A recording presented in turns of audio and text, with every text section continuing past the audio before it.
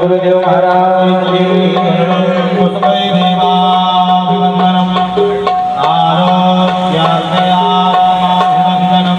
पुष्पांजलिर्मया शिव महापुराण की जय, नर्मदा मैया की जय, सदगुरुदेव भगवान की जय, नमः पार्वती पते शंभो। आदरणीय श्री बल्ली दुबे जी,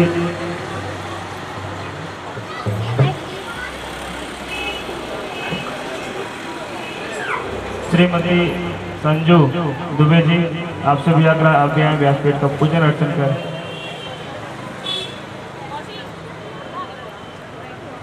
श्रीमती सुधा पटेल जी से मैं आग्रह करूँगा कि वो भी आए।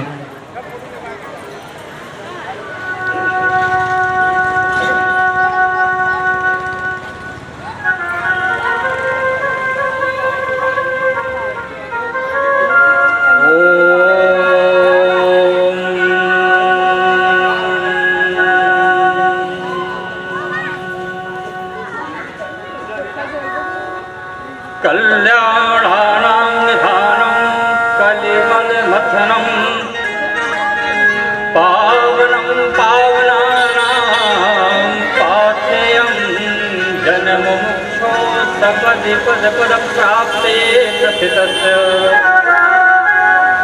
विश्रामस्थानमेकं कविवरभजतं जीवनं सज्जनानां बीजं धर्मद्रुमस्य प्रभुवतो भवतां भूते रामनाम।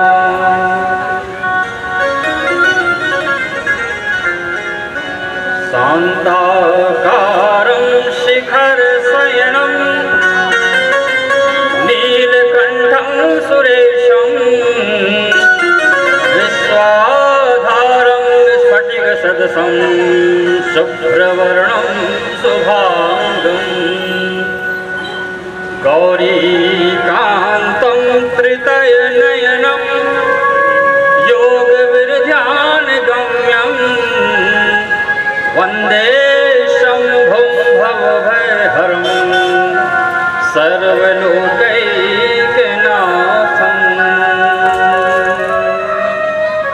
सर्वलोकैकनाथम् अखण्डमण्डलाकारं व्याप्तं येन चराचरं तत्पदं दर्शितं येन तस्मै श्रीगुरुवे नमः। गुणातीतरूपं गिरीशं गणेशं गले नीलवर्णं गजेन्द्राधिरूढं गुणातीतरूपं भवं भास्वरं भस्मनाभूषितं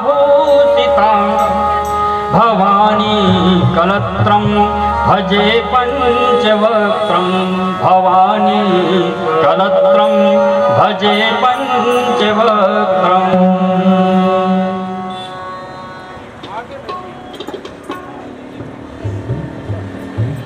आज संस्कार धानी का यह उपनगरीय क्षेत्र के इस दिव्य प्रांगण में हम सब बैठ करके और श्री नारायण प्रसाद मिश्र, उनकी सहधर्मिणी श्रीमती उमाबाई मिश्र के यजमानत्व में उनके प्रिय पुत्र, जिनका कि गत वर्ष हर्षण के समय आकस्मिक घटना में देहावसान हुआ, परम प्रिय स्वर्गीय श्री साकेतवासी वीरेंद्र कुमार मिश्र, उनकी पुण्य स्मृति में एवं साथ ही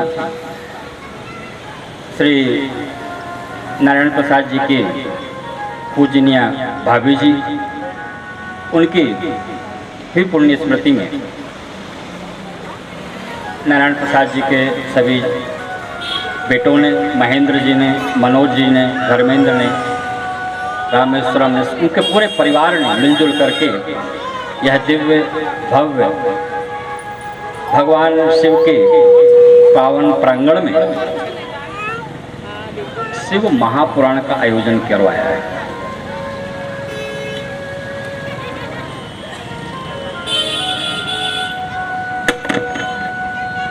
जैसा कि हम सबको पता ही होता है कि कोई भी स्थान, कोई भी ऐतिहासिक स्थान की कुछ ना कुछ कहानी होती है, इतिहास होता है।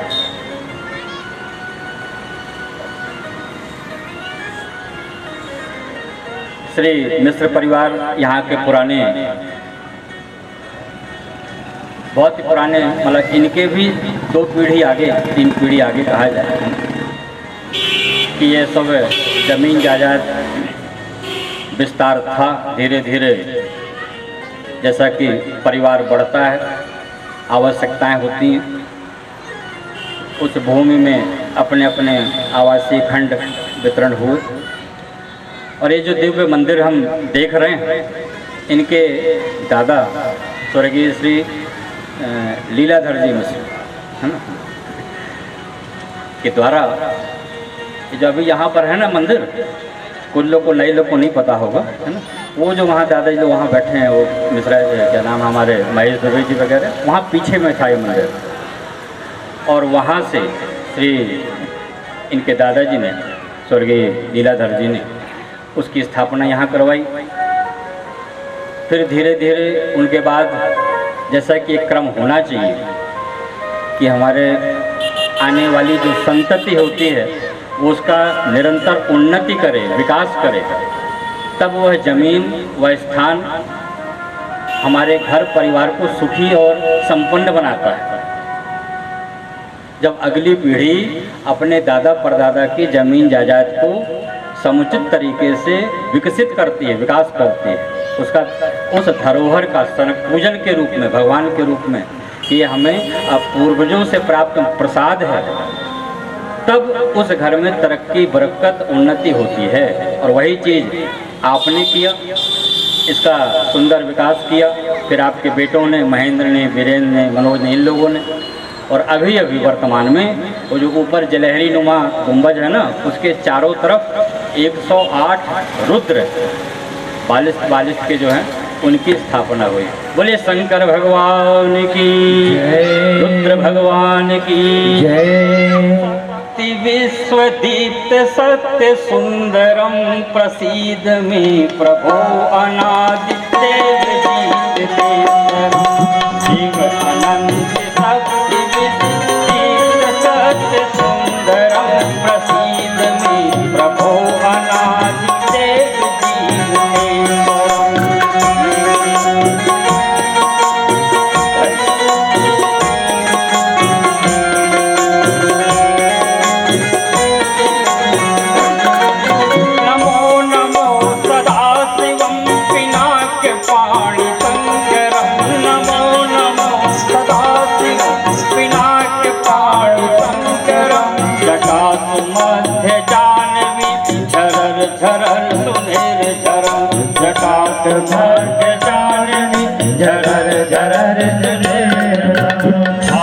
चंद्र स्थितं भुजंग माल शोभितं भाल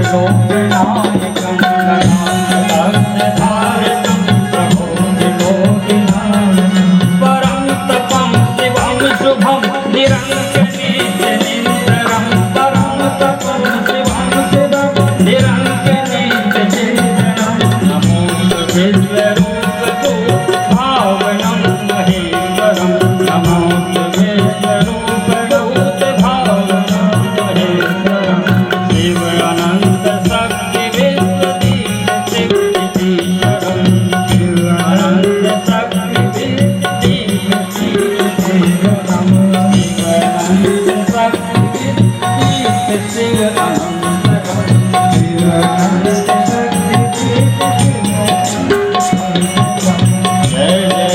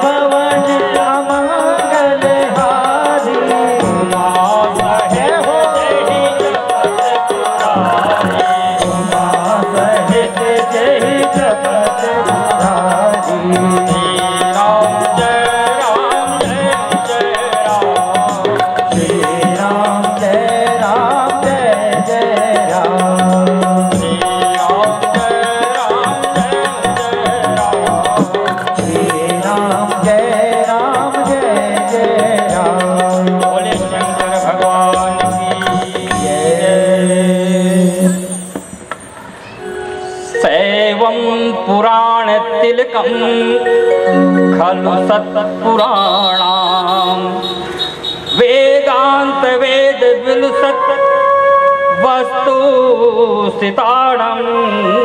यो वै पठेच्च शृणुयाच्च परमां ददेयं शम्भुं प्रियः स लभते परमां गतिम्। शिव महापुराण 18 पुराण और इनके उपपुराण और इनके साथ साथ भगवान वेद व्यास के द्वारा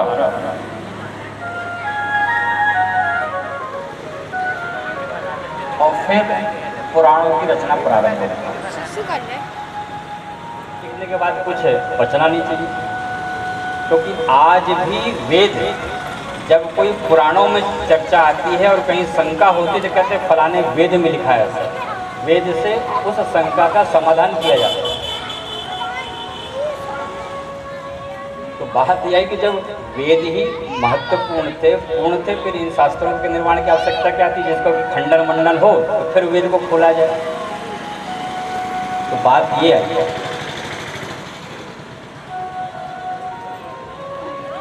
और एक दूसरी बात अभी आज प्रथम देंगे, थोड़ी थोड़ी कठिन है, क्योंकि शिव सृष्टि की रचना हुई है उसी समय सतयुग में, तब वेदव्यास ने जन्म लिया। और बात आ रही है वेदों सामने से निकलो। तब शिव पुराण इस रहस्य का उद्घाटन करता है। जब सृष्टि में कुछ भी नहीं था, अरे आप लोग को यहाँ विदित है जो अभी विजयनगर या इस कॉलोनी में रह रहे हैं, आज से 40-50 साल पहले क्या था? बिल्कुल बिहाड़ था, ये पूरा जंगल था सामने, है ना, तालाब जैसे बना था। बड़े अभी हाँ कुछ दिन पहले, अभी सब लोग भी जानते, उससे पहले तो और जब कॉलोनी ही नहीं बनी थी, विजयनगर ही नहीं था, तो पूरा जंगल, तालाब ही तालाब थे और गंदगी, कुछ नहीं था। ऐसे ही और पीछे जाओ, लाखों वर्ष करोड़ों वर्ष पीछे जाओ तो और भी कुछ नहीं, सृष्टि नाम की चीज ही नहीं थी। लेकिन तब इसका मतलब क्या, सब था, मुर्दा था, शव के रूप में था ना, मुर्दा था। शव में उस मृदा तत्व में इकार होता, अच्छा, शव में ई की मात्रा लगाओ तो क्या हो जाएगा भाई, बताओ। शिव। शव में इकार उठेगा तो क्या बन जाएगा? अरे बोलना भी पड़ेगा भाई, ये बात ध्यान रखो। कथा जब होती ना, अभी तुम लोगों ने कई इस मोहल्ले में कई बार कथा होगी, तो प्रश्न उत्तर होगा तब मजा आएगा। हाँ, शव में जब इकार आया तो छोटी की मात्रा जुड़ गई तो क्या बन गया? शिव। और जब उस शिव के ऊपर, शिव के भीतर इकार के बाद उकार उठा, फिर मकार उठा,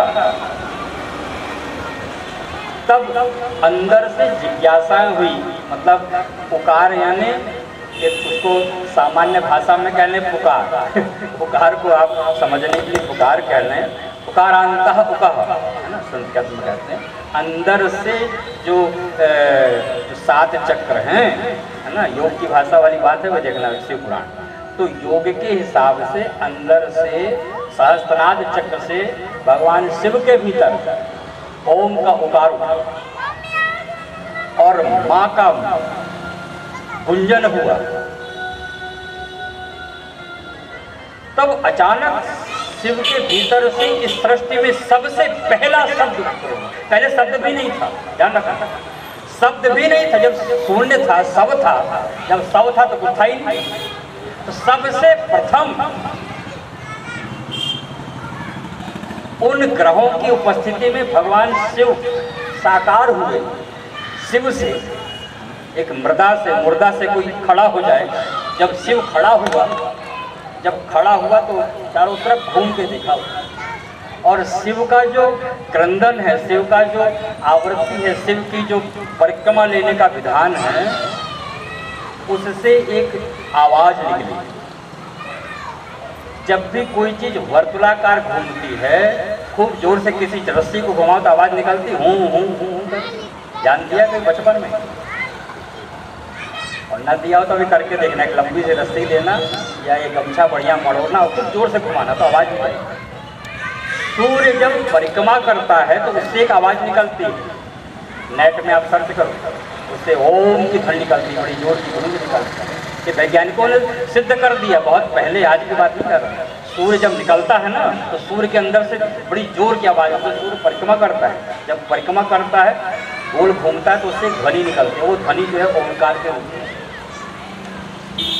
तो ये जैसे ही भगवान शिव के भीतर से इकार में उकार और मुकार जुड़ा, तब प्रणव की उत्पत्ति हुई।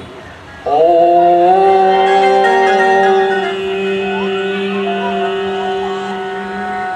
ओम ओम पूरे आकाश में गूंजने लगा। जब ये कंपन, वाइब्रेशन जब बढ़ने लगा, क्षितिज की ओर अनंत में जाने लग गया, और वो पलट करके जब शिव के पास आया कर्ण कुंडलों में, और तब अंदर वो आवाज गूंजी। शिव सुनने बन गए, सा रे गा मा पा दा, ये भ्रमण पूरे चारों तरफ गूंज रही थी ये ध्वनियाँ। 7 स्वर बार बार टकरा रहे थे भोलेनाथ के अंदर ज्ञान में। तब इनसे शब्द कृतियाँ सुनना बिखरने लगे। जब शब्द एक दूसरे से टकराए तो बहुत से शब्द निकले, जिसको कि हम जो है ये 26 खड़ी, अरे रुक जा, हिला नहीं, भाषा बोलते हैं ना, आ ई को अम आ, ये सब जितने भी हैं या ज्ञानी तक वर्णमाला, और इनकी मात्राएं सब जब टकराई तब बनी है, टूट फूट गई। कहते हैं ना, आधा शब्द है, हलंत है, फलाने हैं। इस शब्दों को फिर भगवान शिव ने बटोरा, और जब शब्द शक्तियां बन गई, और तब भगवान के भीतर फिर एक नाद गूंजा। वाणी में लयबद्ध हुए वो शब्द, वाणी से पानी तक आए, वाणी से पानी मतलब हाथ तक आए, और तब पाणिगत वीणा बनी। भगवान शिव ने 2 वाद्य यंत्र बनाए, पहला डमरू और फिर वीणा, तानपुरा जिसको बोलते हैं, वीणा बना। भगवान शिव की कृति है तानपुरा। देखना अभी जब कल परसों कथा आगे बढ़ेगी तब इस भगवान के एक से एक, और 2 धनुष बनाए, पिनाक और सारंग, ये भगवान शिव की कृतियाँ हैं। और उस पिनाक और सरंग फिर आगे कथा हुई कि कैसे पार्वती को दी, पार्वती ने फिर परशुराम जी को दे दी, परशुराम जी ने एक दे दिया उसको दशरथ विदेहराज को दे दिया। आगे कथाएं उसकी आएंगी। भगवान शिव कि इस पुराण में 7 संहिताएं हैं। जैसे श्रीमद् भागवत में 12 स्कंद है, रामायण जी में 7 कांड है, ऐसे ही इस शिव महापुराण में 7 संहिताएं हैं। जैसे श्रीमद् भागवत महापुराण में कितने श्लोक है पता है? मात्र 18,000 श्लोक हैं भागवत जी में। और मूल रूप से शिव पुराण की जो चर्चा आती है, शिव पुराण में एक हम कई बार जब अच्छे से नहीं सुनते ना, नहीं ध्यान देते, तब हम ऐसे जब विकल्प दिए जाते हैं तो हतप्रभ हो जाते हैं। हमारी बुद्धि काम नहीं करती क्योंकि हमने पहले अच्छे सुना नहीं। मुनि जो मौन रह करके तपस्या करे,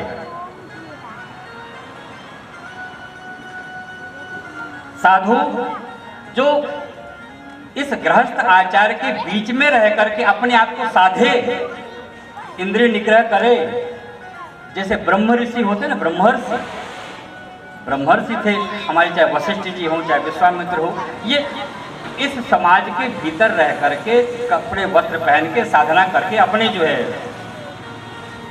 तेजस्व को, अपनी ओजस्वता को, अपने कि मैं कौन हूँ को जान लेते थे। वो साधु हैं। ऐसी ऋषि मुनि इनकी चर्चा फिर आगे आएगी, इसलिए मैं थोड़ी हिंट कर रहा हूँ जिससे तुम थोड़ी जिज्ञासा बनी रहे कि क्या है ये सब चीज़ें। और तब आगे जाकर के भगवान शक्तियाँ हैं। ये शब्द जो है साधारण शब्द नहीं है, ये शब्द तो एटम बम की तरह है। जब ओम बजा, जब भगवान के डमरू बना करके गुंजान किया, इतने शब्द बने, तब लगा कि ये तो आश्चर्य हो रहा है कि ये इतने सारे शब्द बने और सब एक दूसरे से टकरा रहे हैं। जैसे इलेक्ट्रॉन, प्रोटॉन, न्यूट्रॉन, ये सब जब टकराते हैं तो विस्फोट हो जाता है ना। हाँ, सब लोगों ने पढ़ा है ज्ञान विज्ञान। और तब मंत्रों की रचना हुई। मंत्र भी लाखों बने, वैदिक मंत्र जो बने, बीज मंत्र। ये मंत्रों की रचना कैसे हुई और मंत्र जाप कैसे करना चाहिए, बड़ा सरल विधान बताया इस तंत्र विज्ञान में भगवान ने बोलना। क्योंकि मंत्र आज तक बदले नहीं बहनों। जो मंत्र लाखों वर्ष पहले बनाए गए थे ना, ओम ह्रीं क्लीं चामुंडाय, ओम नमः शिवाय, त्र्यंबकम यजामहे सुगंधिं पुष्टिवर्धनम्, ओम नमो वासुदेवाय, जितने भी मंत्र हैं ये लाखों वर्ष पूर्व के हैं। अब मजेदार बात ये देखो, जब ये मंत्र अभी तक यथावत हैं तो द्वापर में, त्रेता में, जब ये राक्षस का बेटा, दुष्ट दुर्दांत राक्षस हिरण्यकश्यप का बेटा प्रहलाद, या उस दुष्ट अहंकारी उत्तानपाद का बेटा ध्रुव, वो जाप करता है तो भगवान प्रकट हो जाते हैं कि नहीं होते? ध्रुव के लिए भगवान प्रकट हो गए, इस प्रहलाद के लिए भगवान प्रकट हो गए। मंत्र वही है, ओम नमो नारायण वासुदेवाय नमः। आज हम तुम जाप करते तो भगवान क्यों नहीं प्रकट होते? बच्चा मंत्र वही है, बंदूक गोली वही है, कारतूस वही है, बंदूक का फ्रेम बदल गया लेकिन गोली तो वही। तो आदमी मरना चाहिए, जानवर मरना चाहिए ना। लफड़ा ये हो रहा, कारतूस वही लेकिन आदमी वो जानवर नहीं मर रहा, कारतूस वही। क्यों? समझ में आती कुछ बात? इसलिए शिव पुराण सुनना चाहिए। कल बताएंगे भगवान भोलेनाथ कि मंत्र वही है और आज इस कलयुग में उस मंत्र को जाप कैसे करना है, कहाँ गलती हो रही है। और तब ध्यान रखना, ये जो चाहे उससे साधारण सा तुम्हारा एक खड़ाक्षर मंत्र है, खड़ाक्षर मंत्र मतलब 6 अक्षर वाला, ओम नमः शिवाय जो है खड़ाक्षर मंत्र, पंचाक्षर मंत्र है। और राम मंत्र जो दिया जाता है दीक्षा में, राम रामाय नमः, वो खड़ाक्षर मंत्र है। मंत्र बड़े सिंपल हैं, शिवपुराण विद्युषण संहिता की बात कर रहा हूँ बड़े सरल सरल भाषा में, यदि आपको समझ में आ रही है। और तब बताया कि ये मंत्र आज वर्तमान में प्रकट क्यों नहीं हो रहे हैं, क्योंकि ना आचार्य बताने वाला है ना कोई वक्ता है, क्योंकि वक्ता भी हम तुम जितने सिद्ध तो नहीं हुआ कोई बाबा। और तब भगवान शिव ने बताया असल में जैसे कोई तिजोरी रखी हो, तिजोरी है मान लो, है ना, और उसमें बकायदा माल भरा हुआ है, और जो चाबी का गुच्छा है उसमें 5-6 चाबियां हों नारायण जी, है ना, और क्योंकि अगल बगल 5-6 तिजोरियां रखी और सब गोदरेज की हैं या जो भी कंपनी की हो, तो चाबी भी लगभग एक जैसी रहती है, देखने में कटिंग एक जैसी रहती, कंपनी की चाबी है। लेकिन जब आप चाबी लगाते हो तो क्या ताला एक बार में खुल जाता है? कभी कभी नहीं खुलता। फिर आप देखते हो नहीं बिल्कुल लगता तो वैसी रियल कि अच्छा दूसरी चाबी जाए, फिर दूसरी चाबी डालते हो, फिर पता चलता है कि अच्छा ये नहीं है क्या, फिर तीसरी चाबी, और तब कहीं तीसरी चाबी जैसे ही आप डालते हो तो ताला, जबकि बिल्कुल same to same lever cutting ऐसे ही है। मतलब क्या हुआ, एक -mm पॉइंट की जो कटिंग में अंदर आई, उस कटिंग के कारण अंदर के लीवर नहीं घूम रहे थे। बात बड़े ध्यान से सुनना, एक छोटी सी कटिंग के कारण वो ताला नहीं खुल रहा था, जबकि चाबी आपके हाथ में है, उसके बावजूद नहीं खुल रहा है। ठीक ऐसे ही ये जो मंत्र हैं, चाहे वो पंचाक्षर ओम नमः शिवाय हो, चाहे खड़ाक्षर मंत्र हो, चाहे वो 24 अक्षर वाला मंत्र हो, ये जो मंत्रों की जो गिनती है ना, 24 अक्षर और 6 मात्राएं, 5 मात्राएं, मालूम है ये जब हमारे इस ताले में अंदर जाती हैं, इस ताले के अंदर भी लीवर लगे हैं, 7 लीवर हैं अंदर, ये जो मूलाधार नीचे से लेकर के 7 चक्र हैं। समझ में आ रही बात मेरी? 7 चक्र हैं शरीर में, और ये जो स्वर होते हैं हमारे, जो हम बोलते हैं, ये मंत्र बोले जाते हैं, ये मंत्र भी या कोई भी शब्द आपका, कोई भी शब्द इन चक्रों से ही गुजर के निकलता है। अच्छा देखना, अभी तुम प्रैक्टिकल करो। समस्या ये है कि अपन लोग केवल ऊपर से सब बोलते हैं, गले से मुंह से खूब गाना गाते हैं, लेकिन अभी तक अंदर जाके नहीं देखा कि शब्द निकलता कहाँ से। और कहा जाता है ना कि जब ध्यान करना हो, साधना करना हो, तो रीढ़ की हड्डी सीधी करके बैठो, पालथी मार के बैठो, अरे बैठ ठीक से, थोड़ी से 2 मिनट के लिए बैठो और प्रैक्टिकल करो। अब भी ऐसी वाली बात। और जब हम सीधे रीढ़ की हड्डी करके और केवल ओम